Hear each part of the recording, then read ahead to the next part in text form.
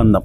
So trailer release అయింది. First glimpse చూసి ఏముందిలే అనుకున్నాను. ట్రైలర్ రిలీజ్ అయిన తర్వాత అబ్బా ఏముందిరా అనుకున్నాను. అంటే లార్డ్ శివ ఆయన కాన్సెప్ట్ మీద నార్త్ సైడ్ ఏది తీసినా కూడా ఒక రేంజ్ హిట్ భయ్య. సో అభిషేక్ నామా గారు కూడా అక్కడ పర్సనే. అభిషేక్ పిక్చర్స్ మీకు ఐడియా ఉండొచ్చు, కార్తికేయ మూవీ వచ్చాయి, చాలాసార్లు వాళ్ళు ప్రొడ్యూస్ చేశారు అండ్ కో ప్రొడ్యూసర్గా చేశారు, రకరకాలుగా చేస్తూ వచ్చారు.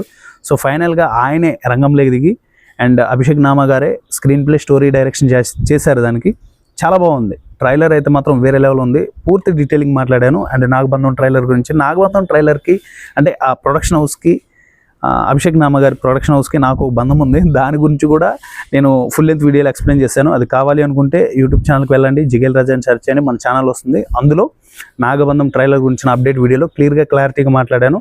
సో ఎందుకో నాగబంధం సినిమా కూడా హిట్ అయ్యేలా ఉంది భయ్య.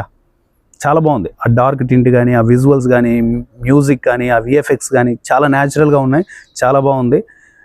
హీరోకి లార్డ్ శివాకి ఏదో కనెక్షన్ ఉంది భయ్య, అది క్లియర్గా తెలుస్తుంది ట్రైలర్. నాకైతే మాత్రం ట్రైలర్ పిచ్చగా నచ్చింది. మీరు కానీ చూడకుండా ఉంటే ఒకసారి ట్రైలర్ చూడండి. నెక్స్ట్ వీడియోలో మళ్ళీ కలుసుకుందాం. Thank you.